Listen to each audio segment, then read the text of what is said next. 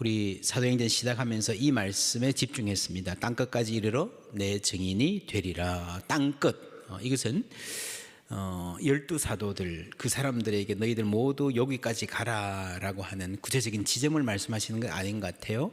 삶의 태도를 말한 것이고요. 그런 점에서 각각 자기의 상황에서 최선을 다해서 하나님 주신 목적을 향해서 달려가는 삶을 주문하신 것일 수 있습니다. 이 사도들 중에서 야고보라는 분은요, 예루살렘에서 순교했습니다. 사도행전에 보시면 여러분 사마리아 전도가 이루어졌는데 거기는 사도가 아닌 빌립이라는 분에 의해서 처음 시작되었죠. 전승에 따르면 사도 로마는 동쪽으로 인도까지 갔습니다. 바울의 멘토였던 바나바는 이집트로 갔습니다. 사도 바울은 서쪽으로 갔습니다. 사도 바울이 로마에 도착하던 지점에서 사도행전은 끝이 납니다. 본래 바울은 스페인까지 가서 복음을 전하고 싶어 했습니다. 갔을까 못 갔을까, 갔다 왔다, 그리고 나서 로마에서 선교했다는 학자들도 있습니다. 지금 스페인에 가면요, 바울이 여기에 도착했다라고 하는 그런 기념 지점도 있고 기념교회도 있습니다. 그러나 관광지 이외의 사료로서의 가치는 크지 않습니다. 엄밀한 역사학자들 중에 다수는 바울이 로마로 가지 못했고 순교했다는 쪽이 더 많습니다. 만약 스페인에 갔다 왔다면 사도행전에 왜 그 사실을 살짝이라도 기록하지 않았을까 하는 것이 의문이죠. 못 갔다면 너무 안타까워요. 그렇게 스페인 가고 싶어 했는데, 가서 마지막 열정을 불태우고 선교하고 싶어 했는데, 그런데 신약의 바울만 그런 게 아니라 구약의 모세도 그랬습니다. 출애굽에서 광야 생활 40년 동안이나 그렇게 고생하고요, 이제 가나안 땅에 들어가기만 하면 되는데 거기서 스탑하라고 하셨습니다. 무슨 말입니까? 모세의 생은 끝나지만 하나님의 역사는 끝나지 않는다는 거죠. 모세는 여기까지 하는 지점이 있지만 약속을 땅을 향한 행진은 계속됩니다. 바울도 여기까지, 어느 시점의 지점이든 스페인이든 로마든 여기까지 한계가 있는 겁니다. 그러나 하나님의 선교는 계속되는 줄 믿습니다. 사도행전의 결론이 그런 말씀을 하고 있어요. 30절 31절 함께 읽습니다. 바울이 온 이태를 자기 셋집에 머물면서 자기에게 오는 사람을 다 영접하고 하나님의 나라를 전파하며 주 예수 그리스도에 관한 모든 것을 담대하게 거침없이 가르치더라. 예. 지금 우리는 바울을 따라왔습니다. 지난주에 그 풍랑 가운데서도 바울에 계속해서 어떻게 될까, 가이사 앞에 서면 어떻게 될까 궁금할 텐데 여기서 그냥 맞춰버립니다. 무슨 말입니까? 바울이 없어도 이 자리에서 누군가가 외칠 것이다, 더 크게 외칠 것이다, 더 많은 사람이 이 복음을 전가할 것이다, 담대하게 거침없이, 그런 결론을 제시하고 있는 거예요. 사도행전 자체가 어떤 사람에게 초점을 맞추고 있지 않습니다. 여러분 사도행전 처음 부분 기억하십니까? 베드로가 완전히 주인공처럼 활보했죠. 얼마나 강력하게 복음 선포했고요, 놀라운 기적들을 많이 행했습니까? 그랬는데 어느 날 스르르 사라졌습니다. 은퇴식도 없이, 안녕이라는 인사도 없이, 언론 인터뷰도 하나 없이 그냥 무대에서 사라졌습니다. 그리고 그 무대의 중앙에 바울이 섭니다. 지난 주일에는 그 배 위에 큰 풍랑 가운데서 멋지게 조명이 비추어지고 당당하게 말하는 모습을 보았습니다. 내가 가야사 앞에 서야 하리라 담대하게 말했는데, 근데 그 장면이 안 나고 끝나버려요. 여러분 사도행전에 바울이라는 개인이 어떻게 되었다라는 말이 없는 것은요, 바울이 주인공이 아니라는 말입니다. 복음의 사역은 그래서 릴레이, 이어 달리기 경주와 비슷합니다. 바통을 다음 사람에게 넘어주고 들어가는 거예요. 카메라는 그 선수가 들어가서 라크룸에서 뭐 하는가가 아니라 그 다음 선수가 어떻게 하는가에 초점 맞추게 되어 있습니다. 그게 성경이고 그게 신앙의 역사입니다. 이 경주는요, 구약에서부터 이어지던 경주입니다. 1장 6절부터 우리 함께 읽겠습니다. 그들이 모였을 때에 예수께 여쭈어 이르되 주께서 이스라엘 나라를 회복하심이 이때니까 하니 이르시되 때와 시기는 아버지께서 자기의 권한에 두었으니 너희가 알 바 아니요 오직 성령이 너희에게 임하시면 너희가 권능을 받고 예루살렘과 온 유대와 사마리아와 땅끝까지 이르러 내 증인이 되리라 하시니라. 여러분 이 제자들이 이스라엘 나라의 회복을 묻습니다. 근데 예수님의 대답이 야 아니야 그런 거 아니야 이스라엘 나라 회복 이제 잊어버려 그게 아니라 이스라엘 나라가 회복돼야 되는 거는 맞는데 그때와 시기는 아버지께 맡기고 너희들은 내 증인 부활의 증인이 되라 라고 말씀하시는 거예요. 여러분 이스라엘 나라의 회복이란 말이 무슨 말입니까? 성경은 전체적으로요 새하늘과 새 땅 온 우주를 회복하시고 만물을 구원하시는 모든 사람을 구원하시는 하나님의 큰 구원 계획이 있는 겁니다. 그 계획 안에서 이스라엘이 선택받은 거예요. 아브라함을 통해서 그 자손들을 통해서 이 땅을 구원하시는 겁니다. 근데 이 아브라함의 자손들이 육체적 자손들이 그 사명을 잘 감당 못했어요.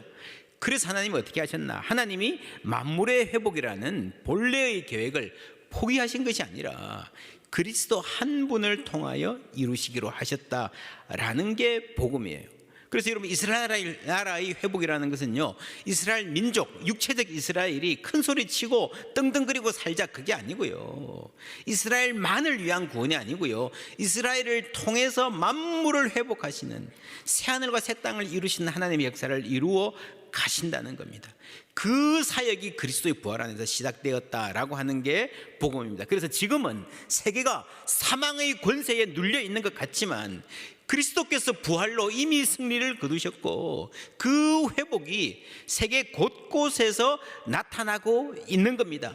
하나님의 말씀의 능력으로 사람들이 회개하고 주께로 돌아오는 게 복음의 승리예요. 그리고 그 복음을 들은 사람들이 자기 이기적인 자기 중심에서 벗어나서 서로 사랑하며 살잖아요. 나누며 살잖아요. 가족보다 더 가깝게 유무상통하며 살아가는 그 천국의 모습이 이 땅에서 보이기 시작하는 것, 그것이 복음의 승리인 줄 믿습니다. 이제 사도들이 세계를 다니면서 그 그리스도의 승리, 복음의 승리를 말합니다. 복음의 행진은 그래서 승리의 행진입니다. 우리가 계속해서 사도행전에서 보았던 바가 그겁니다. 사도들은요 고생합니다. 가서 뭐 쫓겨다니고요, 옥에 갇히고요, 고문받고요. 그러나 그 모든 과정에서도 하나님의 말씀은 뭐라고요? 흥왕하여 더하더라. 하나님의 말씀을 계속해서 승리해 가고 있는 행진을 하고 있는 겁니다. 그 행진이 이제 바울을 통해서 로마에 도착했습니다. 바울이 로마에 도착했을 때 로마에 사는 유대인들 당시 한 3만 한 5만 정도, 많게는 5만 정도 아주 많은 유대인들이 이 수도 로마에 살고 있었습니다. 그 대표들이 찾아왔어요. 그때 바울이 자신에 대해서 하는 말 19절 20절 함께 읽습니다. 유대인들이 반대하기로 내가 마지못하여 가이사에게 상소함이요 내 민족을 고발하려는 것이 아니니라. 그러므로 너희를 보고 함께 이야기하려고 청하였으니 이스라엘의 소망으로 말미암아 내가 이 쇠사슬에 매인 바 되었노라. 여러분들이 오해하시는 것 같은데 나는 이 기독교의 복음은 유대인들을 반대하는 게 아닙니다. 오히려 이스라엘의 소망을 이루기 위한, 이스라엘의 그 본래 소망을 본래 이루기 위한, 참 이스라엘 되게 하기 위한 복음입니다 라고 말하는 거예요. 자 보세요. 1장에서 이스라엘 나라를 회복하심이 이때니까 라고 말했잖아요. 28장에 바로 그 이스라엘의 회복의 소망을 똑같이 이야기하고 있습니다. 처음부터 끝까지 이스라엘 나라의 소망이 이어지고 있습니다. 그게 뭡니까? 그리스도의 부활을 통해서 이스라엘이 회복되고요, 이스라엘의 회복을 통해서 만물이 회복되는 복음을 말하는 거예요. 그런데 그 이스라엘이, 육체적 이스라엘이 그 일을 잘 감당하지 못했기 때문에 새로운 이스라엘, 참 이스라엘 하나님이 세우시고 그것이 교회인 겁니다. 다시 정리하면 그리스도의 부활로 하나님이 하나님의 백성을 회복시키시고 새로 창조하시고 그 백성들이 복음을 증거하고 살아내므로써 만물의 회복이라고 하는 큰 구원을 향해서 나아간다. 그게 이미 그리스도 예수의 부활에서 이 새 창조가 시작되었다라고 하는 게 복음입니다. 그리고 선교는 뭔가 하면요, 이 하나님의 큰 구원의 계획 안에, 이 큰 구원의 계획 안에 오늘 우리 교회가 있고 우리의 삶이 있다. 그것이 선교입니다. 구약에서부터 이어져 내려온 긴 이름은 이어달리기, 릴레이 경기, 이제 우리가 바톤을 받은 거예요. 이 시대에 우리가 받았습니다. 그래서 땅끝까지 가라고 하는 것은요, 이 땅의 어떤 지점, 어디가 땅끝입니까? 스페인입니까? 인도입니까? 그거보다는 내가 맡은 이 시기에 나의 달려갈 길을 최선을 다해서 내 능력 끝까지 가는 것, 그것이 나의 땅끝이라고 할 수 있습니다. 그 성경의 정신을 땅끝 정신이라고 하면요, 한계에 도전하는 정신, 이건 안 될 거야, 미리 이 선을 긋지 않냐고 그 한계에 넘어 도전하는 정신, 실험 정신이라 할 수 있습니다. 여러분, 그냥 남들 다 하는 안전한 선택도 아니고요, 그냥 전혀 실현 가능성이 없는 저 너머의 공상만도 아니고요, 우리 시대의 가능과 불가능의 경계가 어딘가를 알고 크기에 그것을 넓히고 도전하는 정신에 의해서 창조가 여러분 이루어지는 겁니다. 남들이 다 하는 것을 남들이 다 하는 방식으로 하면서 남다른 성공을 꿈꾸는 어리석음, 그렇죠? 많은 사람들이 이 어리석음에 빠져 있습니다. 여러분, 성공이라는 게요, 그냥 툭 떨어지지 않습니다. 땅 끝에서 시간의 끝을 만난다. 정말 우리가 인생 마지막 날에 내가 갈 수 있는 만큼 달려갈 길 최선을 다해서 달렸습니다 라고 고백할 수 있으면 좋겠습니다. 동시에 시간의 끝에서 이 연말에 땅 끝을 생각하는 거예요. 내 인생 어디까지 갈 수 있을까? 저는 포항제일교회 와서 목회하면서 늘 이런 스피릿을 염두에 둡니다. 우리가 가야 될 방향이 저만치 있고요, 아직 우리 교회의 역량이 문화적인 어떤 한계가 이 뒤에 머물러 있습니다. 최대한 스트레치하는 거예요. 최대한 달려갈 길 우리가 가보는 겁니다. 올 한 해 우리 사도행전 말씀 네트워크 하는 것도요, 한 번도 여러분 누구도 시도해보지 못한 일이었습니다. 대단히 실험적이었습니다. 우리가 함께 했었고요, 하나님 여기에서 일하신 줄 믿습니다. 이 일로 인해서 한국교회가 또 한 단계 성장하게 되었다라고 많은 분들이 고백해 옵니다. 내년 이후 우리 교회 사역도 마찬가지입니다. 120년 교회 역사를 통해 하나님 주신 은혜, 그 모든 역량을 우리가 잘 점검했어요. 그 역량을 최대치로 활용하면서 하나님 주신 비전을 향해서 나가야 될 책임이 있습니다. 과거에 머물러 있어서는 안 됩니다. 그게 바로 사도행전의 땅끝 정신이에요. 한 번도 안 가본 땅을 가잖아요. 밟잖아요. 그것이 바로 사도행전의 역사를 오늘에 이어가는 교회인 줄 믿습니다. 우리에게 주어졌어요. 예수님이 승천하신 후에 제자들은 하늘만 쳐다봤습니다. 천사들이 뭐라 그랬습니까? 어찌하여 하늘만 쳐다보느냐? 무슨 말인가 하면 이 땅에 할 일이 있다는 거예요. 이 땅에 여러분들이 가야 될 도시들이 있고 밟아야 될 땅이 있고 두드려야 될 문이 있고 극복해야 될 한계가 있고 해결해야 될 문제가 있다는 겁니다. 복음을 듣고 치유받아야 할 백성들, 가정들이 있다는 말입니다. 그들 향해서 나아가는 거예요. 그리고 그게 1장에 나왔습니다. 사도행전 마지막에 똑같은 일이 벌어졌습니다. 바울을 따라왔어요. 그런데 바울이 갑자기 없어졌어요. 어떻게 됐죠? 그런데 지금까지 우리가 사도행전을 제대로 읽었다면, 제대로 따라왔다면, 이 말씀이 무엇을 말하는지 알았다면요, 바울이 없어진 것에 대해서 누구도 아쉬워하지 않을 겁니다. 왜요? 이제는 바울이 아니라 우리가 무대에 오를 차례라는 것을 알기 때문입니다. 이 사명 잘 감당하는 성도님들 되시기를 주님의 이름으로 축복합니다. 땅끝은요, 그래서 본질적으로 실험적입니다. 지난 추수 감사절 때 흑백 요리사 프로그램 우리 함께 소개했었는데요, 제가 그 프로그램 한 반쯤 봤습니다. 보는데 아주 눈에 띄는 요리사가 한 명 있었습니다. 에드워드 리라고 하는, 이분이 뭐 요리를 잘한다 못한다를 떠나서 대부분 요리사들은 이런 대회 나오면요, 자기가 잘하는 거 합니다. 많이 해본 거, 익숙한 거, 소위 뭐라 그러죠? 필살기. 근데 에드워드 리는요, 그냥 그때 이런 거 해볼까 해서 그때 생각한 걸 하더라고요. 제가 깜짝 놀랐습니다. 물론 많은 어려움이 있죠. 왜냐하면 이게 뭘 해서 이렇게 얼려서 하는데 잘 안 얼었다, 뭐 시간이 안 맞고요, 생각보지 못한 장애가 있습니다. 재미는 있지만 망할 확률이 있는 거예요. 익스프리멘탈, 실험적인. 이분 인생이 자체가 그랬던 것 같습니다. 요리해가지고 뉴욕에서 꽤 잘 나가는 셰프였는데 그때 9/11이 터졌어요. 현장을 직접 목격했고 자신의 단골 손님 중에서도 비극적으로 목숨을 잃은 사람들이 많았다고 합니다. 충격을 받고요, 가게를 그대로 접습니다. 그걸 방랑합니다. 유럽, 미국, 시골 막 다니면서. 그 도중에 켄터키 루이빌에 들렀는데 어쩌다가 그냥 어느 식당에 가서 일주일 정도 일해줬대요. 근데 그 사장이 계속 연락 와가지고, 켄터키 루이빌 진짜 시골이거든요. 말똥 냄새밖에 안 납니다, 가면. 근데 가서 그 식당을 어떻게 인수하게 됐어요. 그렇게 하다가 별 아주 굉장히 이분 재밌는 일이 많습니다. 린지라는 여성이 임신을 했는데 그만둬야 된다. 너무 전도 유망한 셰프인데 이렇게 그만두면 어떻게 하냐. 그래서 이거 심각하다. 여성들을 돕는 The Lee Initiative라고 하는 단체를 만들었습니다. 이 리가 자신의 이름이기도 하지만 Let's Empower Employment, 고용을 강화합시다 라고 하는 구호이기도 합니다. 그래서 이분이 여성들, 유색인종들, 장애인들 같은 분들이 식당에서 일하고 대우를 잘 받을 수 있도록 하는 일에 굉장히 많은 노력을 하고 서로 가르쳐 주기도 하고 그렇게 했다고 합니다. 그러다가 최근에 워싱턴 DC에 쉬아, 한국말로 씨인데 쉬아라는 새로운 컨셉의 한식점을 오픈했다고 해요. 이 지향하는 바가 이렇습니다. 제로 웨이스트, 친환경. 그러니까 플라스틱 장갑, 플라스틱과 일회용 장갑 쓰지 않는다.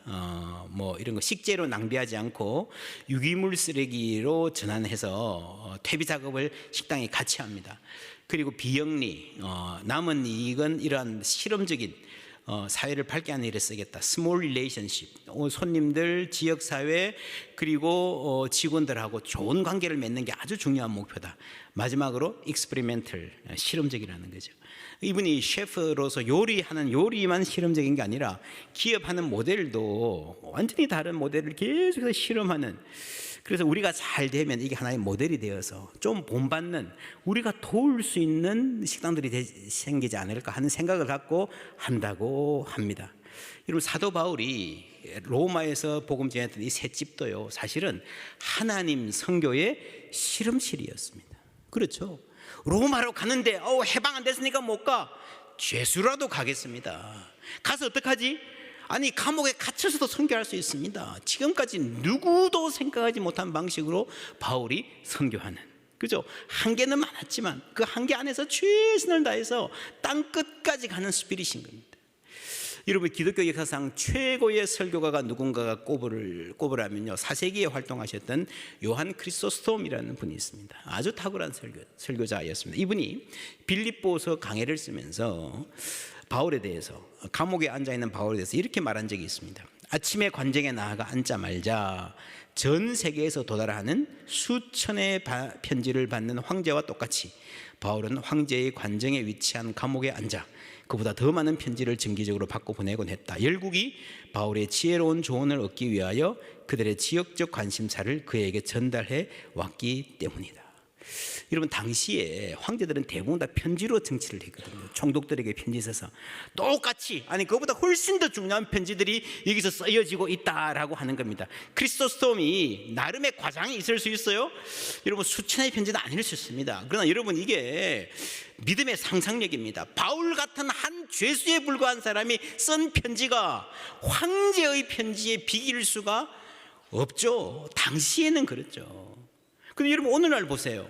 그 로마 황제들의 편지 누가 관심 가진 사람이 있습니까? 그러나 바울 사도가 쓴 이 편지는요, 전 세계 수많은 나라에서 오늘까지도 읽고 묵상하고 연구하고 순종하려고 노력하고 있습니다. 얼마나 놀라운 일입니까? 그 편지가 내 삶을 바꾸었습니다는 고백이 이어졌습니다. 역사 속 유명한 사람만 하더라도요, 어거스틴, 마틴 루터, 존 웨슬리 전부 다 바울의 편지를 읽고 인생이 바뀐 사람들이에요. 여러분, 이게 어디서 나왔겠습니까? 여러분, 거침없이 담대하게 바울의 이 자부심, 요한 크리소스톰이 바울의 편지를 묵상하고 연구하면서요, 공부하면서요, 그 편지 안에 있는, 바울의 글 안에 있는 그 자부심을 발견한 겁니다. 거기에 감화받은 겁니다. 거기서 확신이 생긴 겁니다. 황제의 편지, 바울의 편지, 비교해 보세요. 역사 속에서 무엇이 더 중요하고 무엇이 더 영광스러웠는지. 이런 바울의 편지는요, 바울이 쓴 지 불과 몇십 년도 되지 않아서 사람들에게 하나님의 말씀으로 받아들여지기 시작했습니다. 여러분, 하나님 손 안에 있는 인생은 세상이 생각하는 것, 세상이 도저히 상상하지 못할 방식의 영광, 그렇게 쓰임 받을 줄 믿습니다. 여러분, 사람이 창조적일 수 있는 그 출발은요, 당당함이에요. 하나님이 나를 지으신 줄 믿습니다. 하나님이 여러분의 자녀도 지으신 줄 믿습니다. 그것을 진정으로 알 때에 그 하나님의 사랑과 계획 안에서 우리는 당당해질 수 있는 거예요. 여러분, 바울 보십시오. 죄수로 왔어요. 조금도 위축되지 않습니다. 이 좁은 셋집에, 말이 셋집이지요. 자기가 돈을 내서 유지해야 되는 감옥이에요, 감옥. 그런데 저 위에서 세계를 통치한다고 하고 있는 황제보다 조금도 부족하지 않는 자부심을 가지고 당당하게 자기가 믿는 바를 거침없이 담대하게 전했습니다. 그 복음이 수많은 사람들의 생명을 살린 줄 믿습니다. 또 수많은 사람들에게 자신의 삶을 살게 하는, 자신의 발로 서서 자신의 걸음을 걷고 자신의 말을 하게 하는, 자신이 고백하고 믿는 대로 당당하게 노래하고 춤추고 그렇게 말하고 살게 하는 삶으로 세워주시는 그 복음의 능력이 우리 안에 있는 줄 믿습니다. 그 능력 안에서 당당하게 거침없이 아름답게 능력 있게 살아가는 우리와 우리 자녀들 다 되기를 주님의 이름으로 축원합니다.